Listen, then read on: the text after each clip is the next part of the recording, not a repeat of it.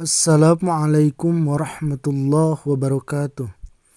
Teman-teman sekalian, pada video kali ini saya akan menjelaskan mengenai sholat. Tapi sebelumnya bagi teman-teman yang belum subscribe, silahkan subscribe terlebih dahulu agar channel ini bisa lebih berkembang. Terima kasih. Kita lanjut ke pembahasan mengenai sholat. Yang pertama, dalil kewajiban sholat sebagaimana yang telah kita ketahui yang termaktub di dalam Al-Quran dan hadis-hadis Nabi Muhammad SAW. Di antara ayat-ayat Al-Quran yang menjelaskan tentang wajibnya salat adalah di dalam surah An-Nisa, surah yang keempat ayat 103. A'udzu billahi minasy syaithanir rajim. Bismillahirrahmanirrahim. Faqimus shalah innas salata kanat 'alal mu'minina kitaban mawquta. Artinya, maka dirikanlah salat itu, sesungguhnya salat itu adalah fardu yang ditentukan waktunya atas orang-orang yang beriman. Quran surah An-Nisa ayat 103. Adapun mengenai dalil, yaitu hadis lebih tepatnya, mengenai kewajiban salat, diantaranya adalah hadis yang terdapat dalam kitab Sahih Bukhari dan Sahih Muslim.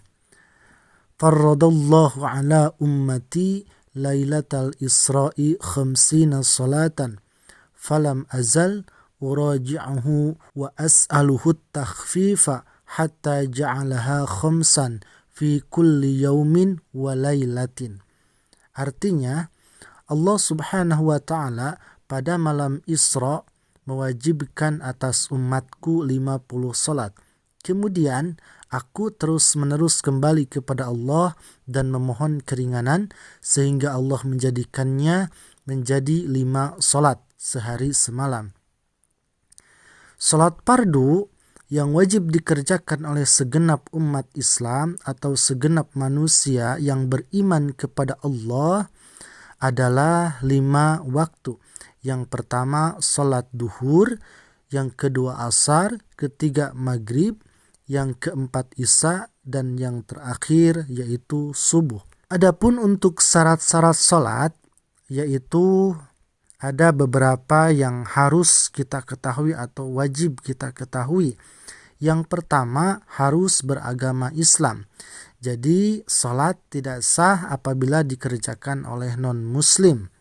Karena untuk apa orang non-muslim salat begitu? Yang kedua, suci dari hadas kecil atau besar, kecuali jika tidak menemukan air dan debu. Yang ketiga, tempat salat. Tubuh dan pakaiannya harus suci dari segala najis yang tidak dima'fu. Yang keempat, sudah baligh dan berakal atau dalam bahasa kitabnya mukallaf. Yang kelima, mengetahui tata cara salat. Maksudnya, mengetahui bahwa salat yang dikerjakan adalah fardu dan dapat membedakan antara yang rukun dan yang sunnah. Yang keenam, mengetahui masuknya waktu salat. Yang ketujuh, menghadap kiblat kecuali salat siddatul khauf dan salat sunnah yang dilakukan di atas kendaraan pada saat bepergian. Yang kedelapan, harus menutup aurat. Batas aurat adalah antara pusar sampai lutut bagi laki-laki. Jadi misalnya memakai sarung, maka gulungan sarung agar berada di atas pusar, tidak boleh berada di bawah pusar. Sedangkan ujungnya harus berada di bawah lutut. Ujung sarung sunnah berada di atas mata kaki.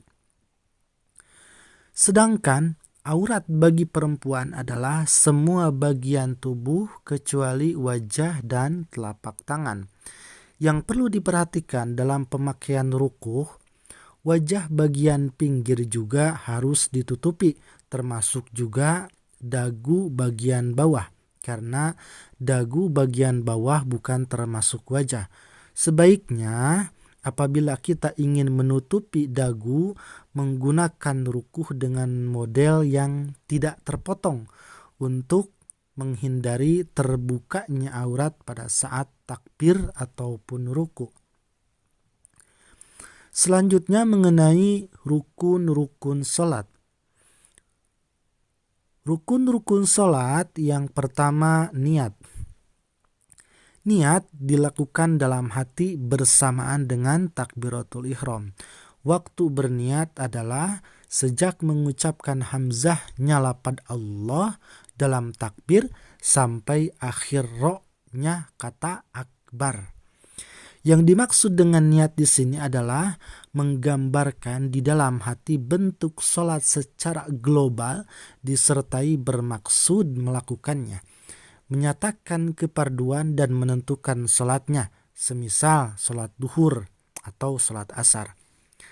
Sedangkan yang dimaksud dengan bersamaan adalah membersamakan gambaran hati tersebut dengan takbir. Contoh lafaz niat adalah yang pertama, yaitu kita contohkan mengenai niat salat duhur. Usolli fardad duhri arba'a raka'atim mustaqbilal kiblati ada'an lillahi ta'ala. Membaca lafaz ini hukumnya sunnah sebelum takbir. Sedangkan niat yang dipardukan adalah niat di dalam hati bersamaan dengan takbir. Kenapa? Karena niat itu tempatnya di dalam hati, bukan di lisan. Jadi kalau misalkan kita sholat berniat dengan lidah tapi tidak berniat dengan hati, maka sholatnya tidak sah. Tetapi apabila kita berniat dengan hati, tidak berniat dengan lisan, maka sholatnya sah. Karena mengucapkan niat itu hukumnya sunnah, sedangkan berniat di dalam hati hukumnya wajib. Yang kedua yaitu mengenai niat salat asar. Usolli fardul asri arba' raka'atim mustaqbilal qiblati ada'an lillahi ta'ala. Perlu diketahui juga apabila kita sholat dan menjadi makmum, maka niatnya ditambah. Usolli fardul asri arba'a raka'atim mustaqbilal kiblati adaan makmuman. Apabila sedang menjadi imam, maka adaan imaman lillahi ta'ala. Artinya, saya melakukan sholat fardu asar sebanyak 4 rakaat dengan menghadap kiblat pada waktunya menjadi imam atau menjadi makmum karena Allah Ta'ala. Lafaz niat sholat maghrib, usolli fardal maghribi salasa raka'atim mustaqbilal qiblati adaan ma'muman lillahi ta'ala. Artinya, saya melakukan sholat fardu maghrib sebanyak 3 rakaat dengan menghadap kiblat pada waktunya menjadi makmum atau imam karena Allah Ta'ala. Untuk niat sholat isya, usolli fardul isya'i arba'a raka'atim mustaqbilal kiblati adaan ma'muman lillahi ta'ala. Niat salat subuh, usolli fardus subhi raka'ataini mustaqbilal qiblati adaan ma'muman lillahi ta'ala. Artinya, saya melakukan sholat fardu subuh sebanyak 2 rakaat dengan menghadap kiblat pada waktunya menjadi makmum atau imam karena Allah Ta'ala. Yang kedua, takbiratul ihram. Bacaan takbiratul ihram adalah Allahu Akbar. Dalam mengucapkan takbir, orang yang sholat wajib membacanya dengan tepat dan benar. Saat takbir, sunat mengangkat kedua tangan bagi laki-laki dengan cara yang pertama, posisi tangan berada di atas pundak. Yang kedua, ibu jari lurus dengan daun telinga bagian bawah. Yang ketiga, jari-jari agak direnggangkan. Yang keempat, ujung jari-jari diluruskan dengan daun telinga bagian atas dan condong ke arah kiblat. Bagi perempuan, praktek mengangkat tangan sama dengan prakteknya laki-laki, dan ada ulama yang menyatakan tangannya diangkat tidak terlalu tinggi, kira-kira ujung jari-jari lurus dengan bahu. Yang ketiga, berdiri bagi orang yang mampu. Orang yang tidak mampu berdiri ketika sholat maka harus melakukan sholat dengan duduk. Apabila tidak bisa dengan duduk maka harus melaksanakan sholat dengan cara tidur miring. Bila dengan cara tidur miring masih juga tidak mampu atau tidak memungkinkan, maka harus melaksanakan sholat dengan cara tidur telentang. Jika masih tidak mampu melakukannya, maka harus melakukan sholat isyarat dengan kelopak mata. Jika masih tidak memungkinkan melakukannya dengan cara melakukan isyarah dengan kelopak mata, maka harus menjalankan rukun sholat dalam hati. Untuk keterangan lebih lengkapnya bisa dilihat dari penjelasan-penjelasan para ulama mengenai hal ini. Yang keempat, membaca surah Fatihah di setiap rakaat. Apabila kita tidak mampu membaca surah Fatihah karena baru masuk Islam misalnya, maka jalan keluarnya harus membaca 7 ayat yang jumlah hurufnya tidak kurang dari jumlah huruf-huruf yang terdapat dalam surah Fatihah. Misalkan membaca surah Al-Ikhlas tapi diulang-ulang agar ayatnya sama dengan ayat yang ada pada surah Al-Fatihah dan huruf-hurufnya pun harus sama dengan apa yang ada pada surah Al-Fatihah. Jika tidak mampu membaca 7 ayat lain sama sekali, maka harus membaca 7 macam zikir atau doa dengan jumlah huruf yang sekiranya tidak kurang dari jumlah hurufnya surah Fatihah. Jika tidak mampu membaca 7 macam zikir atau doa, maka harus berdiri atau diam maksudnya dalam waktu yang kira-kira cukup untuk membaca Fatihah. Bagi orang yang hanya mampu membaca sebagian dari surah Fatihah misalkan, maka dia harus mengulang-ulanginya sampai jumlah hurufnya tidak kurang dari jumlah huruf yang terdapat dalam surah Fatihah. Pembacaan surah Al-Fatihah harus sesuai dengan urutan ayat yang ada dalam Al-Quran. Selain itu juga harus berkesinambungan atau mualat. Artinya harus membaca berkesinambungan antara satu kalimat dengan kalimat berikutnya. Tidak dipisah dengan diam atau membaca dzikir yang tidak ada hubungannya dengan sholat. Lain halnya jika dzikir pemisah itu masih berhubungan dengan sholat. Semisal membaca amin di pertengahan Fatihah karena mengamini bacaan Fatihah imam misalkan, maka itu diperbolehkan, kecuali kita berhenti di tengah-tengah membaca surah Fatihah lalu membaca sholawat yang lain yang tidak ada hubungannya dengan Fatihah, maka sholatnya batal. Perlu diketahui juga, diam bisa mempengaruhi pada kesinambungan atau mualat ketika membaca Fatihah. Apabila dilakukan dalam waktu yang cukup lama tanpa adanya udur, atau diam sebentar tapi memang bertujuan untuk memutus bacaan, maka sholatnya batal. Jika diamnya karena lupa bacaan Fatihah atau tidak tahu bahwa terus-menerus dalam membaca surah Al-Fatihah itu hukumnya wajib, maka bagi orang itu hukumnya tidak apa-apa, baik waktu diamnya lama atau sebentar, sebab hal itu dianggap adanya udzur.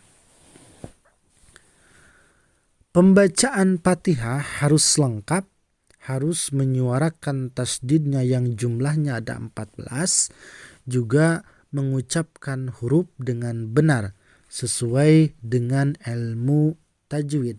Jangan sampai ada salah satu huruf yang dihilangkan dari surah Al-Fatihah atau mengubah huruf, mengubah bacaan sehingga menyebabkan maknanya tidak benar. Selanjutnya mengenai ruku disertai tumaninah, yaitu nomor yang kelima. Ruku dengan cara membukukan tubuh sampai kira-kira kedua tangan bisa meraih lutut. Sebelum ruku, sunnah mengangkat tangan dan takbir terlebih dahulu.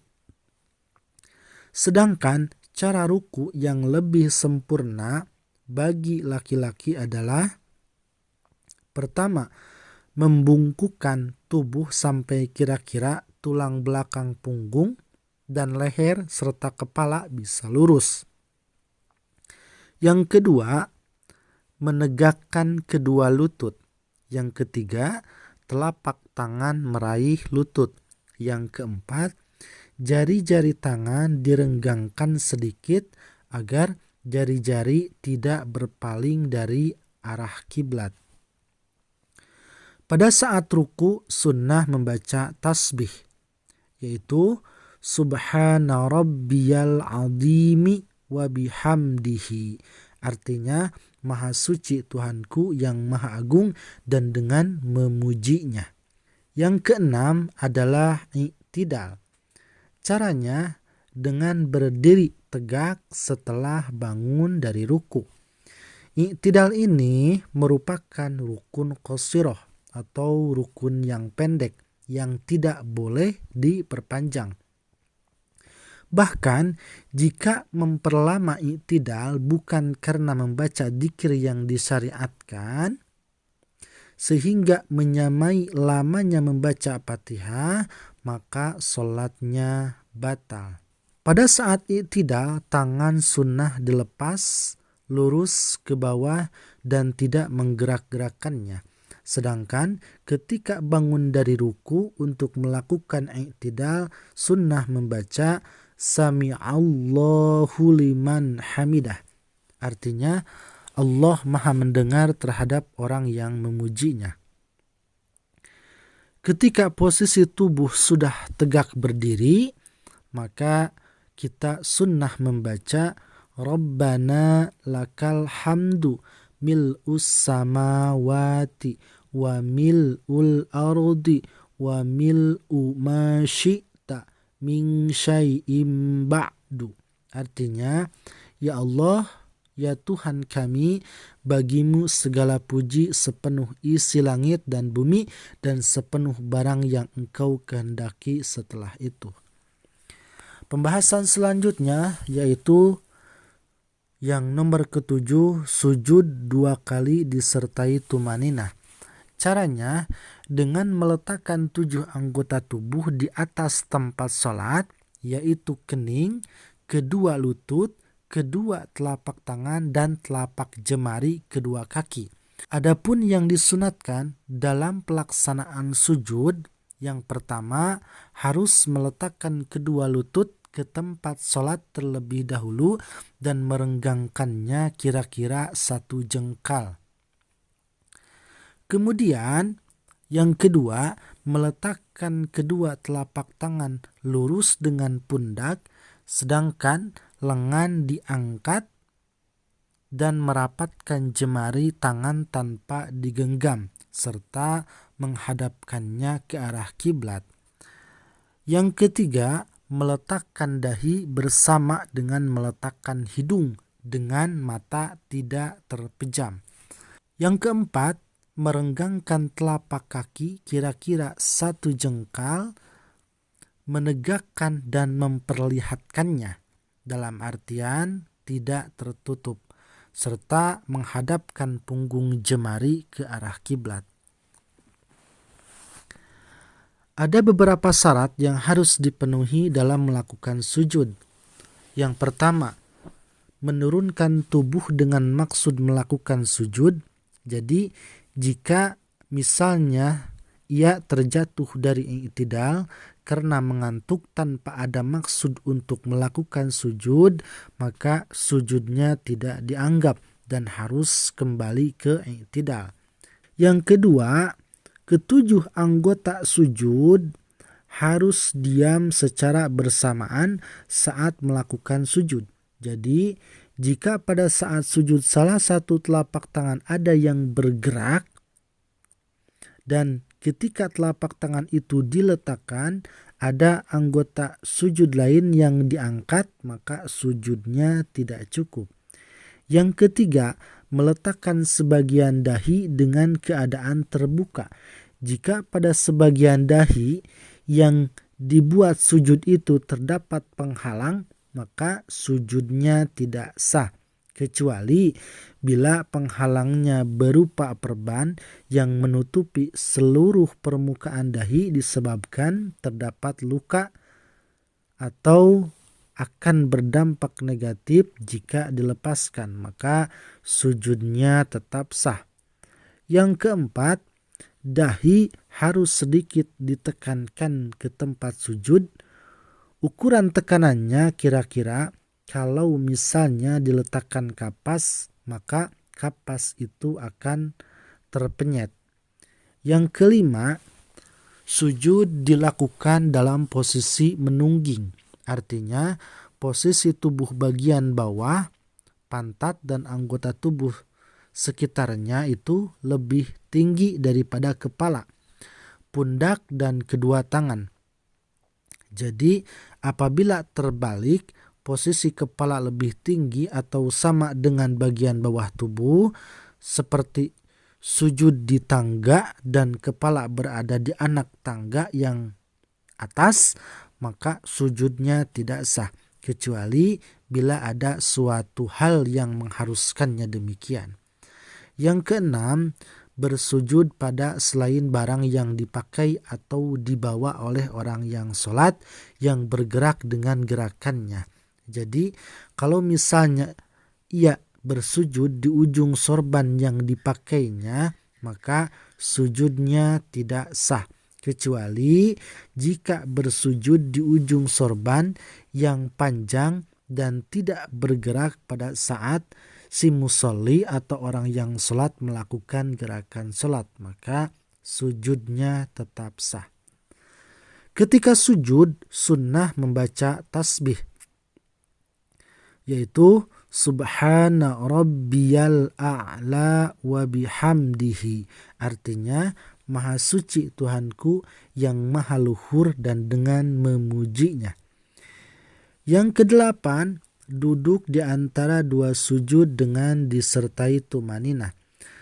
Menurut qaul mu'tamad, yaitu qaul yang dapat dijadikan dasar hukum, bahwa duduk di antara dua sujud termasuk rukun pendek yang tidak boleh diperpanjang sampai melebihi lamanya bacaan minimal dari tasyahud. Kedua telapak tangan ketika duduk diletakkan di atas kedua paha sekiranya ujung jari-jari tangan lurus dengan lutut dan semua jemarinya dirapatkan serta diluruskan ke arah kiblat. Saat duduk disunahkan membaca Rabbighfirli warhamni wajburni, warfa'ni, warzuqni, wahdini, wa'afini, wa'fu anni.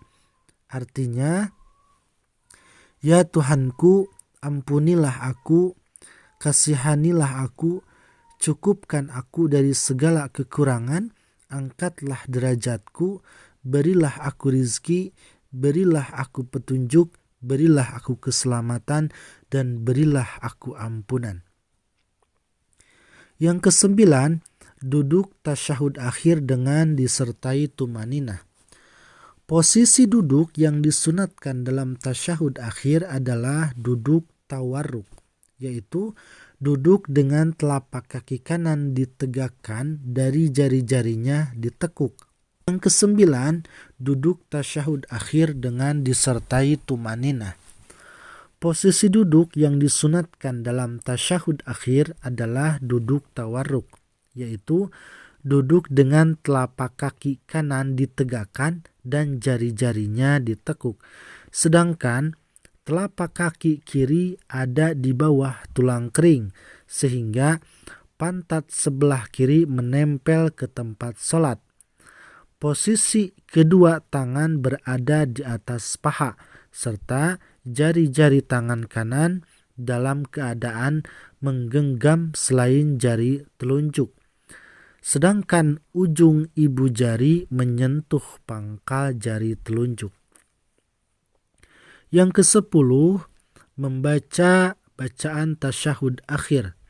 Untuk bacaannya ialah At-tahiyyatul mubarakatus salawatut thayyibatu lillah. Assalamu alayka ayyuhan nabiyyu wa rahmatullahi wa barakatuh. Assalamu alayna wa ala ibadillahis salihin. Ashhadu an la ilaha illallah wa ashhadu anna Muhammadar Rasulullah. Artinya, segala kehormatan, keberkahan, salawat dan kebaikan adalah milik Allah. Keselamatan, rahmat dan berkah Allah mudah-mudahan tetap tercurahkan kepadamu wahai Nabi Muhammad sallallahu alaihi wasallam. Keselamatan semoga tetap terlimpahkan kepada kami dan seluruh hamba Allah yang salih-salih. Aku bersaksi bahwa tiada Tuhan selain Allah, dan aku bersaksi bahwa Nabi Muhammad adalah utusan Allah. Yang ke-11, membaca salawat kepada Nabi Muhammad setelah membaca tasyahud. Dan disunahkan membaca salawat yang paling sempurna, yaitu salawat Ibrahimiyah. Allahumma salli ala Sayyidina Muhammad wa ala ali Sayyidina Muhammad kama sallaita ala Sayyidina Ibrahim wa ala ali Sayyidina Ibrahim wa barik ala Sayyidina Muhammad wa ala ali Sayyidina Muhammad kama barakta ala Sayyidina Ibrahim wa ala ali Sayyidina Ibrahim fil alamina innaka hamidum majid. Artinya, ya Allah, limpahkanlah rahmat kepada junjungan kami Nabi Muhammad dan keluarganya, sebagaimana engkau memberi rahmat kepada junjungan kami Nabi Ibrahim dan keluarganya. Limpahkanlah barokah kepada junjungan kami Nabi Muhammad dan keluarganya, sebagaimana engkau memberi barokah kepada junjungan kami Nabi Ibrahim dan keluarganya. Di seluruh alam semesta, engkaulah yang maha terpuji lagi maha mulia. Setelah membaca tasyahud dan selawat, disunnahkan membaca doa Allahumma gfirli ma qaddamtu wa ma akhartu wa ma asrartu wa ma a'lantu wa ma asraftu wa ma anta a'lamu bihi minni antal muqaddimu wa antal muakhiru la ilaha illa anta Allahumma inni a'udzu bika min adabil qabri wa min adabin nar wa min fitnatil mahya wal mamati wa min fitnatil masihid dajjal Allahumma inni dhalamtu nafsi dhulman katsira kabira wa la yaghfirud dhunuba illa anta faghfir li maghfiratan min 'indik warhamni innaka antal ghafurur rahim. Artinya, ya Allah, ampunilah dosa yang telah aku kerjakan dan yang akan aku kerjakan. Dosa yang tersembunyi, yang terang-terangan, yang berlebihan, dan dosa yang Engkau lebih mengetahui daripada aku. Engkaulah Tuhan yang mendahulukan dan yang mengakhirkan. Tiada Tuhan selain Engkau, ya Allah. Sesungguhnya aku berlindung kepadamu dari segala siksa kubur dan neraka dan dari fitnahnya hidup dan mati serta fitnah Dajjal. Ya Allah, sesungguhnya aku telah menganiaya diriku sendiri dengan penganiayaan yang banyak dan besar. Tidak ada yang dapat mengampuni dosa-dosa kecuali Engkau, maka ampunilah aku dengan pengampunan dari sisimu dan kasihanilah aku. Sesungguhnya Engkau Maha Pengampun dan Maha Penyayang. Wahai Zat yang membolak-balikan hati, tetapkanlah hatiku. Yang ke-12 yaitu yang terakhir, membaca salam yang pertama. Paling sedikitnya salam adalah Assalamualaikum. Sedangkan yang paling sempurnanya salam adalah Assalamualaikum warahmatullah. Nomor yang terakhir yaitu tartib. Tartib mengerjakan rukun-rukun sholat sesuai dengan urutannya. Artinya tidak boleh kita mendahulukan yang seharusnya menjadi terakhir, kita dahulukan, dan kita tidak boleh mengakhirkan yang seharusnya didahulukan. Itu yang dimaksud dengan tartib. Untuk pembahasannya saya cukupkan sekian, mudah-mudahan bisa bermanfaat. Sekian dari saya. Wassalamualaikum warahmatullahi wabarakatuh.